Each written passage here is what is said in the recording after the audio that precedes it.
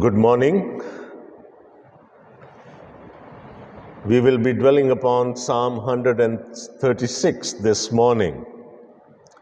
For those of us who speak Urdu, or if Urdu or Punjabi is our native tongue, we know that this is a favorite Thanksgiving hymn. We cannot have a Thanksgiving service without singing Psalm number 136. And it talks about the goodness of life and many other attributes of God, the God that we believe in. And if you would have noticed, as Timothy was reading this for us, there is a tagline to this psalm.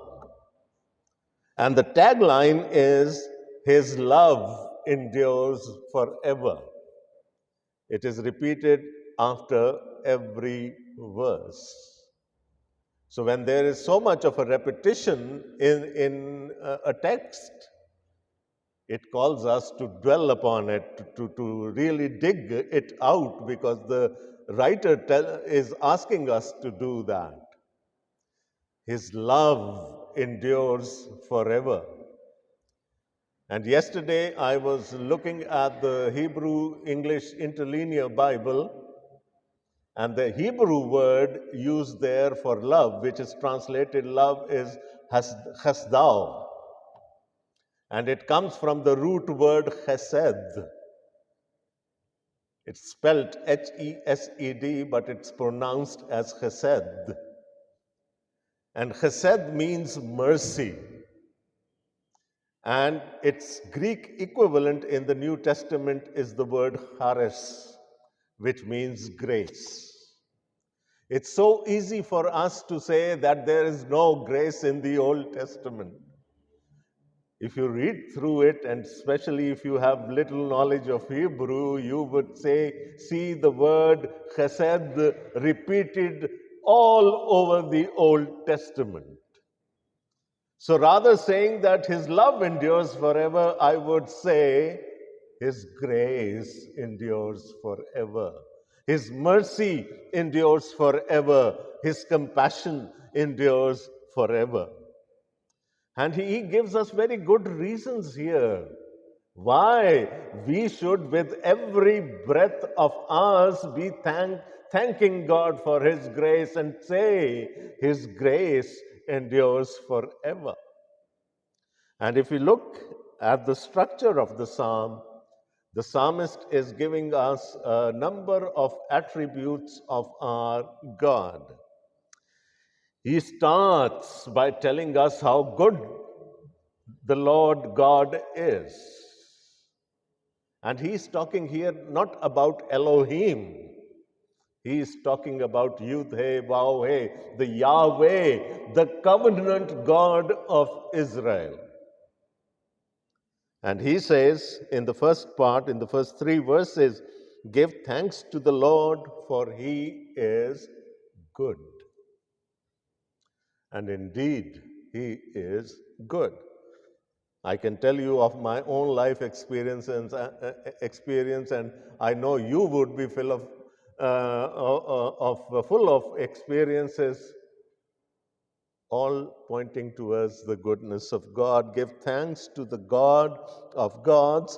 Give thanks to the Lord of lords. This is called Hebrew parallelism, where one thing is repeated in a different way. Now, the first reason he gives us to celebrate the love of God, celebrate the grace of God, is His sovereignty. He is one true, eternal God. He is the God of gods. He is the Lord of lords. And we have to give thanks to this one God. So that is something that should also be reigning large on our minds, that we believe in the sovereign God. There is no other God like Him. He is the God of gods, and He is the Lord of lords. And when we go towards the second section of this psalm, which starts with verse 4 and ends at verse 9, we meet a creator God. And all of you know that as we open up the Bible, right on the first page, right in the first two chapters of Genesis, we meet a God who is creator. And that's what the psalmist is celebrating here as well. The creating power, the creating prowess of this Lord God Almighty, this God of gods and the Lord of lords. To him who alone does great wonders, his love endures forever, who by his understanding made the heavens, who spread out the earth upon the waters, who made the great lights, the sun to govern the day, the moon and stars to govern the night. So not only the God of Bible, Yahweh, the Yud He Vav He, is a creator, is a sovereign God. He is also the creator. Everything was conceived in his mind.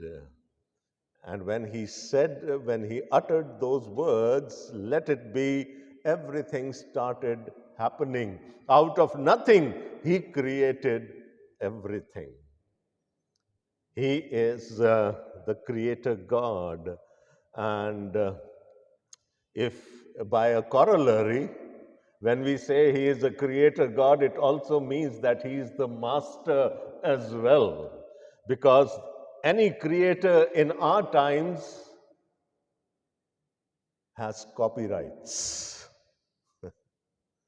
So if you come up with something that is creative, you can always go and have intellectual rights on it. You can have the copyright to it. You can patent it in your name. So as God was creating this universe, he patented it in his name. It is his, and he is the master of this universe, of what he has created. Then we move on to the next section, and there it's in the sequence that the Bible is written. Because as we move on from creation story in the first two chapters of Genesis, we meet a God who is a redeemer. He redeemed Adam and Eve out of their sin. He redeemed the mankind by saving Noah and his family. And he had plans for redeeming the whole of mankind when he called one person named Abram. And then we go on to read that beautiful story of Exodus. And that's what the psalmist is referring to here. So the God that we believe in is a creator, is a sovereign God. He is the creator God, and as I said before, a corollary of it would be that he is the master as well. And now he lets us meet the Redeemer God. To him who struck down the firstborn of Egypt. So the backdrop of these verses is the Exodus, and brought Israel out from among them with a mighty hand and outstretched arm. To him who divided the Red Sea asunder and brought Israel through the midst of it, but swept Pharaoh and his army into the Red Sea. To him who led his people through the wilderness. He is a redeemer. He is a redeeming God. When the people of God were in bondage in Egypt, they cried out to him. And he listened to their cries. And he sent Moses to redeem them out of that land. And he removed each and every hurdle in the way of redemption. Pharaoh said to Moses, "Who is this youth? Hey, wow, hey, I don't know him." God said, "Well, if you don't know him, I'm going to introduce myself to you." And then we know the whole story, how he managed to bring his people out of Egypt with an outstretched arm. And this was, redemption, and a corollary to this would be judgment. Because whenever God judges, there can be only two outcomes. The redeemed will be free to go, but those who do not believe in the Word of God, who do not accept the revelation of God, they would drown. They would be destroyed. So He is a redeeming God. And that is where we should take encouragement. Because in the New Testament, through the supreme sacrifice of His Son, He has made redemption possible for us as well. And I'm sure that we would be standing on His good side at the day of the judgment. And not because of any merit of our own, but again, the sheer goodness of God, the sheer mercy of God, and the sheer grace of God. And that's why he goes on to say, His love endures forever, His love endures forever, His love endures forever. Then in the next section of this psalm, starting at verse 17, we read about a covenant God. Yahweh, Yudhe Vauhe, the God of Israel is a covenant God. The God of Bible is a covenant of God. Our God is a covenant God. He made a promise. He made a covenant with Abraham. He said, "I will bless you, and I will bless you abundantly. And it is through that blessing, through you, I'm going to bless all the nations of this world. My redemption will flow out from your posterity, and it will reach to the ends of the earth." And he stands by his commitments, he stands by his covenants. He is a faithful God. Our God is a faithful God. That's why we need to thank Him. We need to say with every breath of ours, His love endures forever. Look at the great kings of those times that He destroyed to keep His covenant made with Abraham. It says, "To him who struck down great kings and killed mighty kings, Sihon, king of the Amorites, and Og, king of Bashan, and gave their land as an inheritance to his servant Israel." Hadn't he promised that? And thank God that our God is faithful. He knows how to keep his covenants. In Jeremiah 31:31, when he says that I'm going to make a new covenant with the house of Ephraim and the house of Judah, he says, I didn't break it. I didn't break my covenant. It was your fathers who did that. He is a faithful God. He is a covenant keeping God. And let's now move on to the last section of this beautiful psalm. Verse 23, He remembered us in our low estate. And isn't it true? Where were we when He picked us up out of that miry clay? And we sang to the greatness of God because of that. He lifted me up from the miry clay, and He set my feet on the ground to stay. So, He remembered us in our low estate and freed us from our enemies. He gives food to every creature.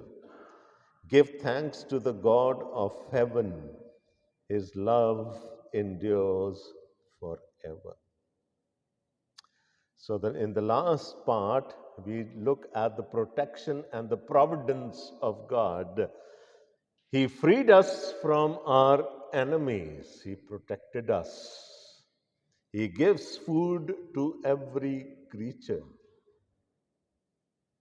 He's the provider God. So the psalmist is celebrating the providence of God here. He is the provider, He is the protector. And we sang Psalm 23, a great psalm of God's providence and a great psalm of God's protection. And what did Jesus say in our gospel reading for this morning? Do not worry, right? Do not worry.